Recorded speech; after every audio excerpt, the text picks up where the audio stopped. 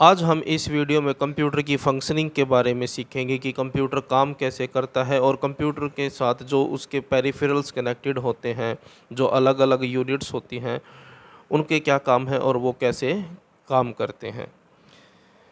तो एक basic computer system में 5 तरह के कंपोनेंट्स होते हैं, जिसमें से सबसे पहला है इनपुट यूनिट। इनपुट यूनिट के अंदर इनपुट डिवाइसेस आते हैं, यानी कि वो डिवाइसेस जिनसे हम कंप्यूटर को किसी भी तरह का डाटा या इंस्ट्रक्शन देते हैं। जो सबसे मोस्ट कॉमन इनपुट डिवाइसेस हैं वो हैं कीबोर्ड और माउस।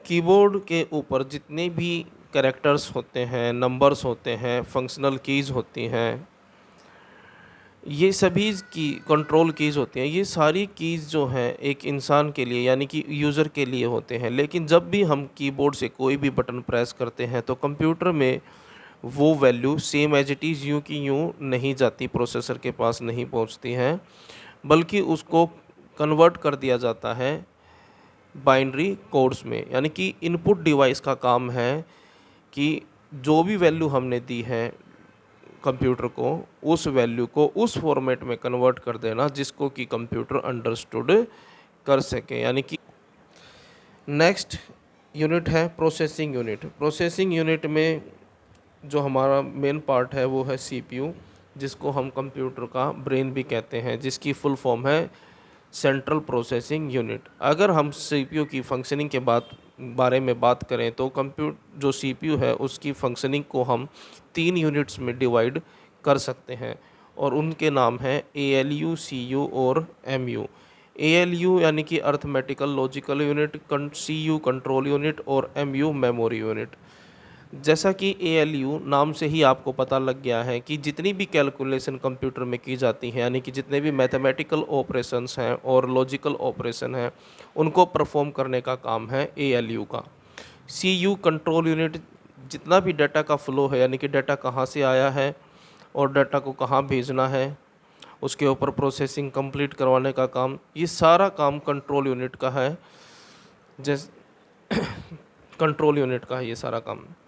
उसके बाद एमयू मेमोरी यूनिट। जो भी हम इंस्ट्रक्शन कमांड कंप्यूटर को देते हैं, जब तक वो एग्जीक्यूट ना हो जाए तब तक होल्ड करके यानी कि स्टोर करके रखने का काम है एमयू का, जिसकी फुल फॉर्म है मेमोरी यूनिट। तो आपको अब पता लग गया होगा कि सीपीयू की प्रोसेसिंग जो है 3 चरणों में यानी कि 3 यूनिट्स में की जाती हैं, एएलयू, सीयू और एमयू। अब बात करते हैं कंप्यूटर की मेन मेमोरी की, जिसका काम है प्रोसेसिंग में असिस्ट करना, यानी कि प्रोसेसिंग के दौरान प्रोसेसर की मदद करना। और हमारी जो मेन मेमोरी है वो है रैंडम एक्सेस मेमोरी, यानी कि रैम।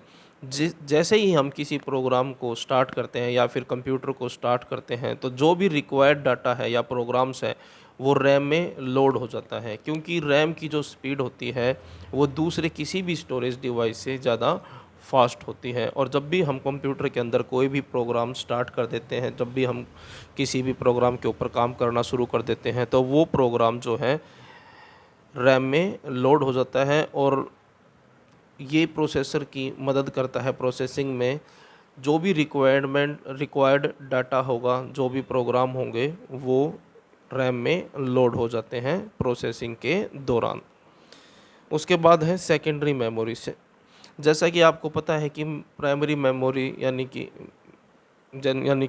मेन मेमोरी रैम जो है लिमिटेड स्पेस के साथ आती हैं, तो हमें एक ऐसे स्टोरेज की डिवाइस की ज़रूरत पड़ती है जिसमें हम लंबे समय तक डाटा को स्टोर करके रख सकें। तो उसके लिए यूज़ किया जाता है एचडीडी और SSD. HDD hard disk drive, SDD solid state drive. आज के समय पर एसएसडी का यूज़ ज़्यादा होने लगा है क्योंकि ये एचडीडी से ज़्यादा फास्ट है।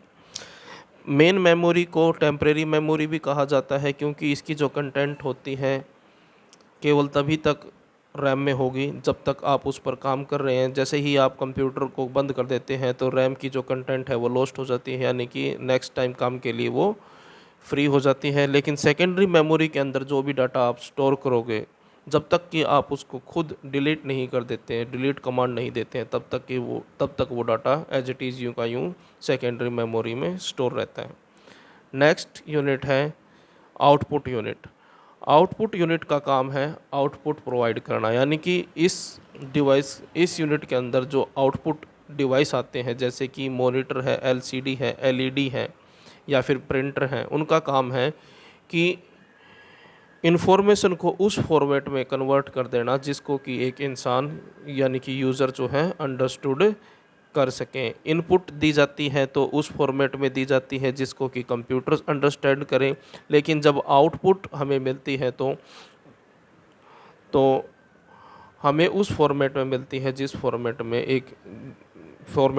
जिसको कि एक इंसान अंडरस्टूड कर सके।